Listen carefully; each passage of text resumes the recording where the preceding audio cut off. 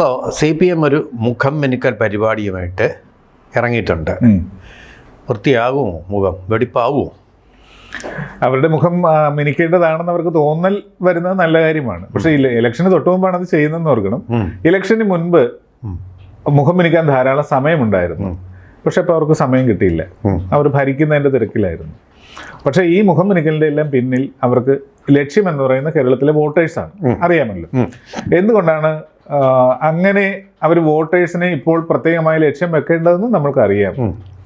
2024 Pathanamthitta DC, അതായത് അവരുടെ ജില്ലാ കമ്മിറ്റിയുടെ KP ഉദയഭാനു എന്ന് പറഞ്ഞൊരു താരം, അദ്ദേഹത്തിൻ്റെ ഒരു പ്രസ്താവനയിലേക്ക് നമുക്ക് ആദ്യം പോകാം. നിരവധിയായ കാര്യങ്ങളുണ്ട്, പക്ഷെ അത് നമ്മൾക്ക് ആദ്യം പറയാമെന്ന് തോന്നുന്നു. അദ്ദേഹം പറഞ്ഞത് ചൈനക്കാർ പാമ്പിനെയും കുരങ്ങിനെയും ഭക്ഷിക്കും, ഇന്ത്യക്കാര് അതിനെ ആരാധിക്കുന്നു. അപ്പൊ ആരെയാണ് അദ്ദേഹം ഉദ്ദേശിച്ചത്? ഹിന്ദുക്കളെ ആണല്ലോ. അദ്ദേഹത്തിന് ഈ ഹിന്ദുക്കളെ ഇങ്ങനെ വേട്ടയാടാനായിട്ടുള്ള കോൺഫിഡൻസ് എവിടെ നിന്നാണ് കിട്ടിയത്? അങ്ങനെ പറഞ്ഞാൽ പാർട്ടിയിൽ അദ്ദേഹത്തിന് മാപ്പ് പറയേണ്ടി വരികയില്ല, മെമ്മോ കൊടുക്കുകയില്ല, കാരണം കാണിക്കലില്ല, ഒന്നുമില്ലെന്ന് അറിയാവുന്നതുകൊണ്ടല്ലേ. ഇനി ഇതേപോലെ തന്നെ ഷംസീറിന്റെ ഒരു കാര്യം സാറിന് അറിയാമല്ലോ. എന്താണത്? ഗണപതിയെ പറ്റിയുള്ളൂ. എന്താണ് അദ്ദേഹം പറഞ്ഞത്? ഗണപതി വെറും മിത്തല്ലേ, ഇത്രേ പറഞ്ഞുള്ളൂ. എന്നിട്ട് MV ഗോവിന്ദൻ ഷംസീറിന്റെ കൂടെ നിന്നും അതിനെ ന്യായീകരിച്ചു. പാർട്ടിയെ സംബന്ധിച്ചിടത്തോളം ഇത്തരം കാര്യങ്ങളിൽ ഷംസീർ പറയുന്ന ഇതിനപ്പുറമുള്ള കാഴ്ചപ്പാടൊന്നും ഇല്ല എന്നാണ് പറഞ്ഞത്. മുഹമ്മദ് റിയാസും പിന്തുണച്ചല്ലോ. മുഹമ്മദ് റിയാസും പിന്തുണച്ചു. ഓക്കെ, ഈ കഴിഞ്ഞ ദിവസം ഇതേ പാത പിന്തുടർന്നുകൊണ്ട് കുറച്ചുകൂടെ വ്യത്യസ്തമായിട്ട്, സാധാരണ ഈ 1 സൈഡ് അറ്റാക്കാണ് ഉണ്ടാകുന്നെങ്കിൽ 2 സൈഡിലേക്ക് വന്ന് മുസ്ലിം ലീഗിന് ഭൂരിപക്ഷമുള്ളിടത്ത് മുസ്ലിം ലീഗ് ജയിക്കുന്നു, ഹിന്ദുക്കൾക്ക് ഭൂരിപക്ഷമുള്ളിടത്ത് BJP ജയിക്കുന്നു എന്ന് പറഞ്ഞു. ഇലക്ഷൻ തൊട്ട് മുമ്പ് പറഞ്ഞുകൊണ്ടായിരിക്കണം എന്ന് തോന്നുന്നു. അതൊരു വിവാദമായപ്പോൾ അദ്ദേഹത്തിന് പിൻവലിച്ച് മാപ്പ് പറയേണ്ടി വന്നു. കുന്തവും കുടച്ചക്രമൊക്കെ പറഞ്ഞ വളരെ സംസ്കാര സമ്പന്നനായ സാംസ്കാരിക മന്ത്രിയാണ് ഇങ്ങനെ പറഞ്ഞത്. അല്ല, അദ്ദേഹം അങ്ങനെയല്ല പറഞ്ഞു, BJPയുടെ കാര്യം പറഞ്ഞു. നിങ്ങൾ ഈ മതേതരത്വമൊക്കെ കാണണമെങ്കിൽ കാസർഗോട്ടും അതുപോലെ തന്നെ ഈ മലപ്പുറത്തും ഒക്കെ ജയിച്ച സ്ഥാനാർത്ഥികളുടെ പേര് നോക്കിയാൽ മതിയല്ലോ. എന്താ ഇതിൽ തെറ്റ്?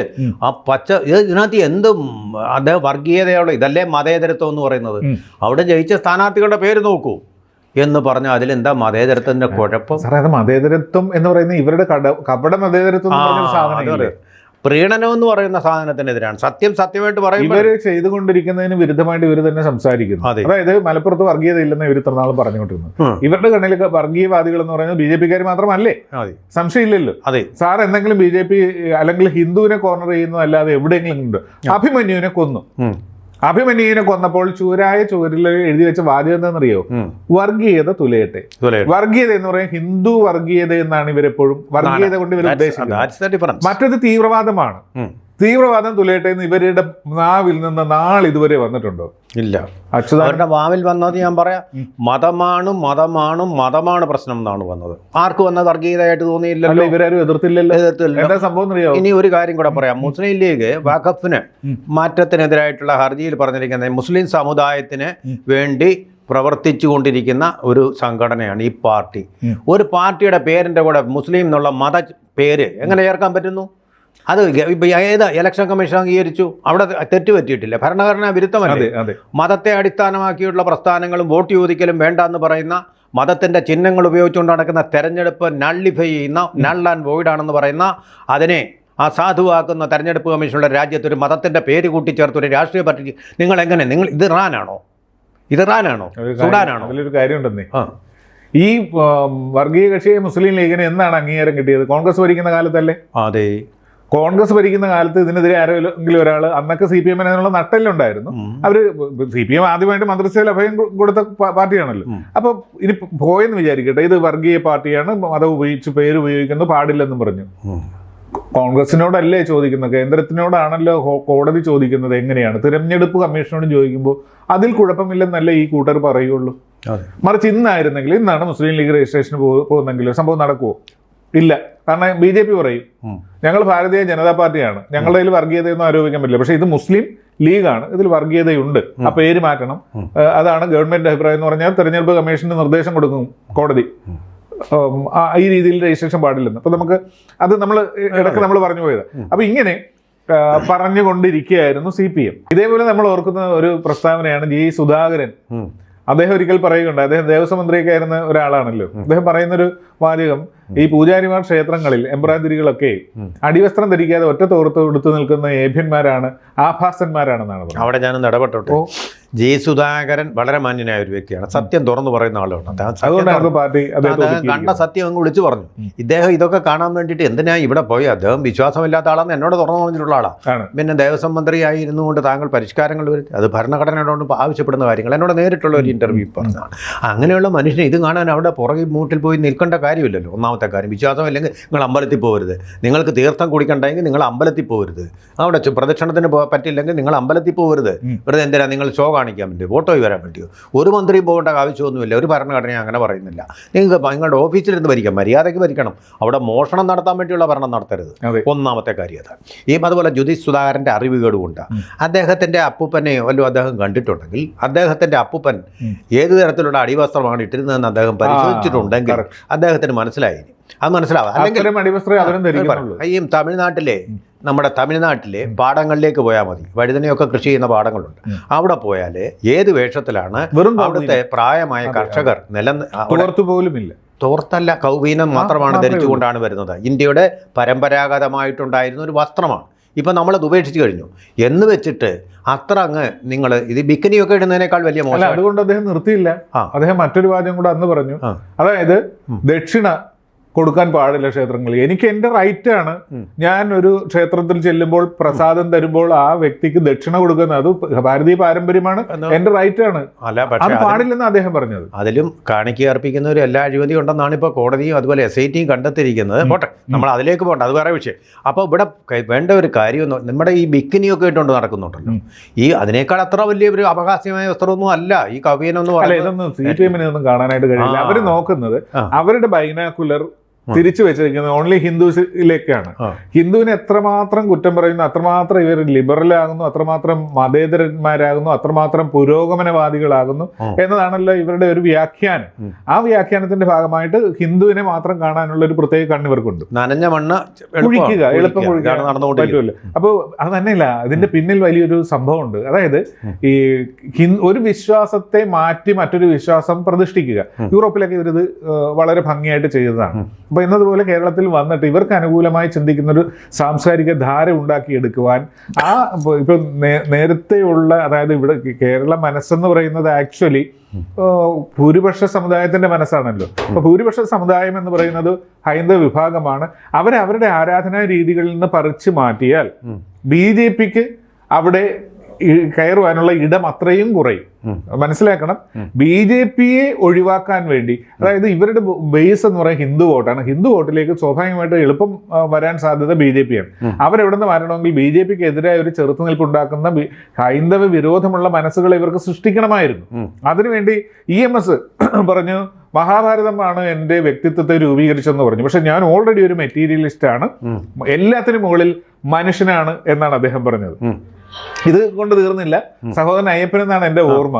1960 ക്ഷേത്രങ്ങൾ പൊളിച്ചിട്ട് അവിടെ കപ്പ നടണം എന്ന് പറഞ്ഞു. ഒരു ക്ഷേത്രം നശിച്ചാൽ അത്രയും നല്ലതെന്ന് പറഞ്ഞു. ഇവിടെ എല്ലാം ഇതിന് ശേഷം പിന്നെ കാലം പുരോഗമിച്ചപ്പോഴാണ് CPMന്റെ തനിനിറം വീണ്ടും കാണുന്നത്. ശ്രീനാരായണ ഗുരുദേവനെ കുരിശിൽ തറച്ചു, കഴുത്തിൽ കുടുക്കിട്ടു. ഇത് നമ്മൾ കണ്ടതാണ് ഒരു സമ്മേളനത്തിൽ, ഒരു പ്രകടനത്തിൽ ആണ്. പിന്നെ ഇത് കൊണ്ട് തീർന്നില്ല. ഈ കഴിഞ്ഞ ദിവസം നടന്നത് കണ്ടല്ലോ, കണ്ണൂരിലെ ദേശഭക്തി ഗാനം. അത് ഗണഗീതമല്ല, ഒരു ദേശഭക്തി ഗാനമാണ്, ഭാരതത്തെക്കുറിച്ച് പറഞ്ഞിട്ടുള്ളൂ. അതിലേക്ക് ചെന്ന DYFIക്കാരൻ അവിടുത്തെ ആൾക്കാർ കൈകാര്യം ചെയ്തു. അതായത് ഇപ്പോൾ DYFIക്കാർ ബംഗാളിലും ത്രിപുരയിലും എന്താണോ CPM ഒരു കാലത്ത് നേരിടേണ്ടി വന്നത്, അത് പതിയെ ഫേസ് ചെയ്ത് തുടങ്ങിയിരിക്കുകയല്ലേ? തീർച്ചയായിട്ടും അത് ഫേസ് ചെയ്തുകൊണ്ടിരിക്കുകയാണെന്ന് മാത്രമല്ല, ഇവിടെ ഇപ്പോൾ വരുന്ന കാര്യവും ബോധ്യമാവുന്ന കാര്യവും ഉദയനിധി സ്റ്റാലിൻ്റെ മകൻ പറഞ്ഞു. അതിപ്പോൾ കോടതിയുടെ വിധി വന്നിട്ടുണ്ട്. ആ പറഞ്ഞു ഒട്ടും ശരിയായില്ല, വംശഹത്യക്കുള്ള ആഹ്വാനമാണതെന്ന്. അതെ എന്ന് പറഞ്ഞാൽ കോവിഡ് പോലുള്ളൊരു രോഗമാണ്, ഉണ്ടാവാൻ പാടില്ല. അത് അതിനെ ഉച്ചാടനം ചെയ്യണം, സനാതന ധർമ്മത്തെ ഉച്ചാടനം ചെയ്യുന്ന പറഞ്ഞാൽ വംശഹത്യ, വിശ്വാസമുള്ള എല്ലാവരും ഇല്ലാതാക്കും. അതെ, അങ്ങനെ ഒക്കെയുള്ള കാര്യങ്ങൾ വരുന്നുണ്ട്. വഴിയരികിൽ ഉള്ള ചെണ്ട, ആർക്കും വന്ന് കൊട്ടാവുന്ന ഒരു ചെണ്ടയായിട്ട് ഹിന്ദുമതം നിന്നുകൊടുത്തിട്ടുണ്ട്. അങ്ങനെ മാറിയിട്ടുമുണ്ട്. അത് കാര്യമായിട്ട് ശബ്ദമുണ്ടാക്കാനായിട്ട് ഈ രാഷ്ട്രീയ കക്ഷികൾ ഉപയോഗിക്കുന്നത്. എന്തിനാണ് ഉപയോഗിക്കുന്നതെന്ന് വെച്ചാൽ, ഹിന്ദുമതത്തിനെതിരെ രണ്ട് കൊട്ടുകൂട്ടിയാൽ അപ്പുറത്ത് ഇസ്ലാമിക ഐക്യത എല്ലാവരും കൂടെ കൺസോളിഡേറ്റഡ് ആയിട്ടുള്ള വോട്ട് ഇങ്ങോട്ട് കിട്ടും. അതെന്തൊരു വിട്ടിത്തമായി ഇവർക്ക് അങ്ങനെ കിട്ടിയിട്ടുണ്ടോ എന്നെങ്കിലും? ഉണ്ട് എന്ന് പറഞ്ഞാൽ ഈ മാധ്യമങ്ങളൊക്കെ ഹിന്ദു വിരുദ്ധമായിട്ടുള്ള പ്രസ്താവന റേറ്റിംഗ് കൂടുന്നുണ്ട്. കേരളത്തിലെ ഏറ്റവും വലിയ ഹിന്ദു വിരുദ്ധ ഓപ്പറേഷൻ നടത്തിയ ശബരിമല വിഷയമല്ലേ ഏറ്റവും വലുത്?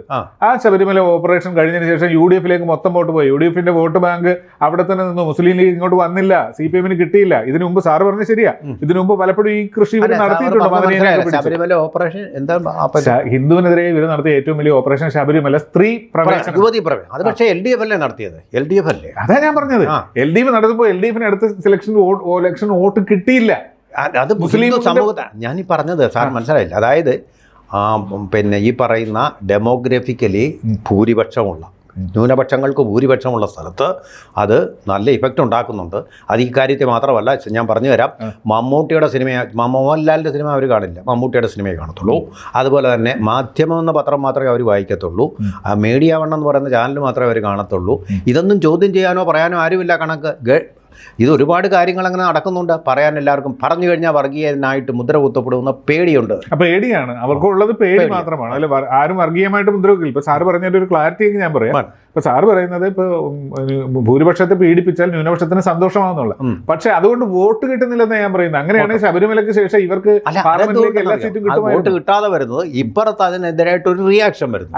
അതുകൊണ്ടാണ് ഇപ്പൊ ബാലൻസിംഗിന്റെ കാര്യം ഇപ്പൊ CPM-ന് ബോധ്യമായിരിക്കുന്നത്. മനസ്സിലായില്ലേ? അവിടെ നാം ശ്രദ്ധിക്കേണ്ട കാര്യം, ഇവിടെ ഇപ്പോഴും വോട്ടിങ്ങിനെ നിയന്ത്രിക്കുന്നത് ഭൂരിപക്ഷമാണ്. ആ ഭൂരിപക്ഷത്തെ പിണക്കിയതാണ് ഇടതുപക്ഷത്തിന് പറ്റിയ ഏറ്റവും വലിയ അക്കിടി, അല്ലെങ്കിൽ അവരുടെ അടിത്തറ ഇളകിയതിന് അടിസ്ഥാന കാരണം അവർ തിരിച്ചറിഞ്ഞുകൊണ്ടാണ്. ഇപ്പൊ മാത്രമാണ് അത് ഉണ്ടായിട്ടുള്ളത്. നേരത്തെ ആണെങ്കിൽ ആ ചിന്തിക്കില്ല. ആ ഒരു മാറ്റം ചെറുതായിട്ട് വന്നിട്ടുണ്ട്. ആ ഒരു മാറ്റം വരാൻ ഒരു കാരണം കൂടെ ഉണ്ട്. ഇപ്പൊ നടേശൻ സാറും സുകുമാരൻ സാറും തമ്മിലുള്ള ഐക്യത്തിന് വിള്ളൽ ഉണ്ടാകുകയില്ല എന്ന് അവർ പ്രഖ്യാപിച്ചു കഴിഞ്ഞു. മുന്നോട്ട് പോകുന്നു. ഒരിക്കലും ഞങ്ങൾ ഇനി ഒന്ന് രണ്ട് കാര്യങ്ങൾ കൂടെ സൂചിപ്പിച്ചേക്കാം. സമയം തിരുവനന്തപുരത്ത് ജയ്ഹിന്ദ്, അതായത് ഒരു കൗൺസിലർ സത്യപ്രതിജ്ഞയ്ക്ക് ശേഷം ജയ്ഹിന്ദ് എന്ന് വിളിച്ചു. പാർട്ടിയോട് മാപ്പ് പറയേണ്ടത് ഇന്ത്യയാണ്. ജയ്ഹിന്ദ് എന്ന് പറഞ്ഞാൽ ഇന്ത്യയെ പ്രകീർത്തിക്കുന്നതാണ്. അതിന് പോലും മാപ്പ് പറയേണ്ടി വന്നൊരു പ്രസ്ഥാനം ശബരിമലയില് ഖാലിസ്ഥാൻകാരാണ്. ഇപ്പൊ അവിടെ ചെന്നിരുന്ന ശബരിമല സംരക്ഷണത്തിന് നിൽക്കുന്നവരെന്ന് ശബരിമല യുവതി പ്രവേശന സമയത്ത് RSS-നെ വിളിച്ചു. അതുകൊണ്ട് തീർന്നില്ലല്ലോ. ഇവരെ RSS-നെ ഒഴിവാക്കിക്കൊണ്ട് ക്ഷേത്രങ്ങളെല്ലാം പിടിച്ചെടുക്കണമെന്ന് പറഞ്ഞ് പ്രധാന പോയിന്റിലേക്കാണ് ഞാൻ വരുന്നത്. RSS-നെ ഒഴിവാക്കി ക്ഷേത്രങ്ങൾ പിടിച്ചെടുക്കണമെന്ന് പറഞ്ഞ രണ്ട് കാര്യങ്ങളിൽ, ഒന്ന് സാംസ്കാരികമായിട്ട് അവർക്ക് അവിടെ ഭരിച്ച് കൊള്ളയടിക്കണം. രണ്ടാമത്തേത് RSS ക്ഷേത്രങ്ങൾ വഴി അധികാരത്തിലേക്ക് വരാനുള്ള ജനങ്ങളിലുള്ള സ്വാധീനം ഉണ്ടാക്കുന്നത് തടയണം. ഈ ഇപ്പോഴെത്തി നിൽക്കുന്ന ശബരിമല ക്ഷേത്രക്കൊള്ളയെ കൂടെ നമ്മൾ വായിക്കുമ്പോൾ ഇവര് പണ്ടേ തീരുമാനിച്ച ഒരു അജണ്ടയുടെ അവസാനമാണ് ക്ഷേത്രക്കൊള്ളയിലേക്ക് അവിടെ എല്ലാവരെയും അകറ്റി നിർത്തിക്കൊണ്ട് ഇതേപോലെ ധാരാളം ക്ഷേത്രങ്ങളിൽ ഇവർ കൊള്ള നടത്തിയിട്ടുണ്ട്. ഇനി കൺക്ലൂഷൻ, അതായത് ഈ ഇലക്ഷൻ വരുമ്പോൾ ഇവരിപ്പോ പാത്രം കഴുകാനായിട്ട് ചെല്ലുന്നുണ്ട്. ജൂൺ 1-ന് സ്കൂളുകളിൽ പുസ്തകം റെഡിയെന്ന് പറഞ്ഞ് ഫ്ലെക്സ് വെച്ചിട്ടുണ്ട്. നിങ്ങൾ ചോദിക്കൂ, ഞങ്ങൾ തരാം എന്നൊക്കെ പറഞ്ഞു. പക്ഷേ ഇത് ഹിന്ദുക്കൾ മറക്കുവോ? ഈ ചെയ്തെല്ലാം ഹിന്ദുക്കൾ മറക്കുവോ? ഇത് മറക്കണമെങ്കിൽ 500 ചോദിച്ച പോലെയല്ലേ ഞാൻ ചോദിക്കുന്നത്. ഇപ്പോൾ SNDP-യുടെയും NSS-ന്റെയും നേതാക്കന്മാര് ഇത് മറന്നു കാണുമോ? അതാണ് എനിക്ക് സാറിനോട് ചോദിക്കാനുള്ള ഫൈനൽ ചോദ്യം. മറക്കല്ല ഒരിക്കലും എന്നേ എനിക്ക് മറുപടി പറയാനുള്ളൂ. കൂടുതൽ വാർത്തകളും വിശേഷങ്ങളും നിങ്ങളിലേക്ക് എത്താൻ ABC മലയാളം സബ്സ്ക്രൈബ് ചെയ്യുക, ബെൽ ബട്ടണും അമർത്തുക.